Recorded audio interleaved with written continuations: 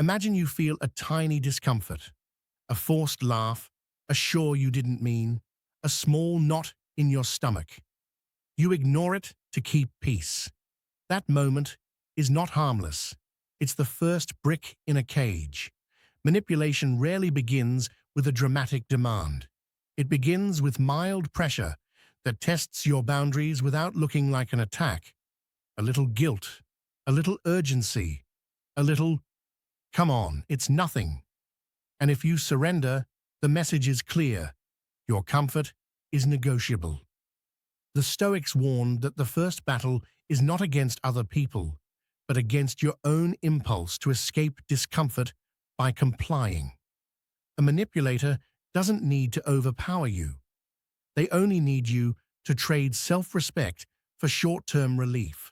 Think of it like a door. The first time it opens 1 centimeter. You tell yourself it's fine, but the next time, it opens 10. Then, it doesn't close at all. Most people don't lose control in one big event. They lose it in 100 tiny concessions. Here's how the pattern works.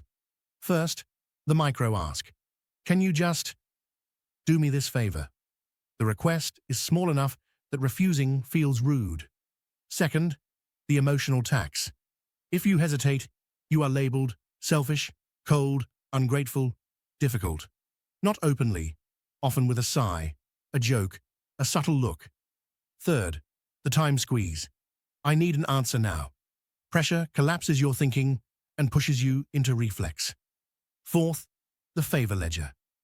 They remind you of what they did for you, even if you never asked.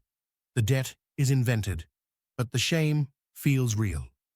Fifth, the moving goalpost. Once you give in, the next request arrives, slightly larger. Your earlier compliance becomes the precedent. Sixth, the rewrite of reality. They act as if you agreed gladly, or as if the cost to you doesn't count. Your discomfort becomes invisible, and sometimes there's false intimacy.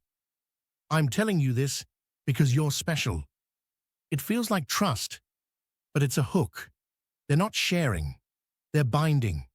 Notice what's happening. The discomfort is the signal. It is your internal boundary alarm. Not every alarm means danger, but every alarm means pause and assess. When you ignore small alarms, you teach people how to treat you.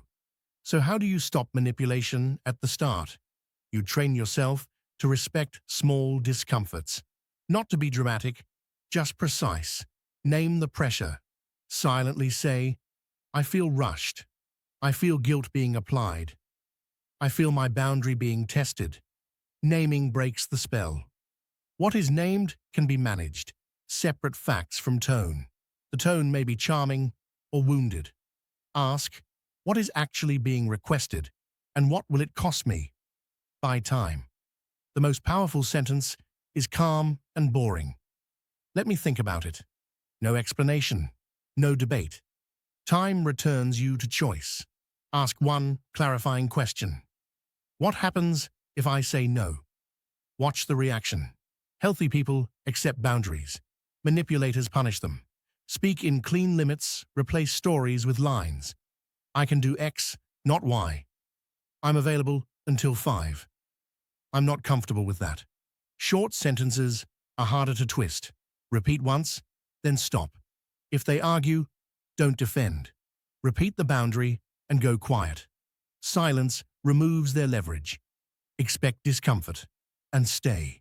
Your nervous system will want to fix the tension by yielding. Breathe. Let the awkwardness exist.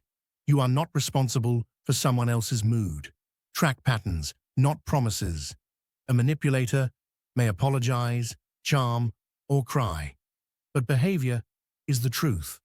If the same pressure repeats, treat it as a system, not a mistake. Here's a practical drill for the next week. When a request lands, pause for 3 seconds before answering. Feel the body. If there's that small knot, you don't rush. You respond with time or a boundary. 3 seconds can save months of regret. Picture two scenes. In the office, someone forgets to ask until the last minute, then says, "You're the only one who can do this." In a relationship, someone says, "If you loved me, you'd..." Both are the same mechanism. They convert your identity into an obligation. The Stoic response is simple. You choose actions, not labels. You can be kind without being controlled, helpful without being used. Afterward, write one line. What did I feel? What did I answer? And did that answer match my values? And if you want a simple rule, discomfort plus urgency is almost always a trap. Slow it down.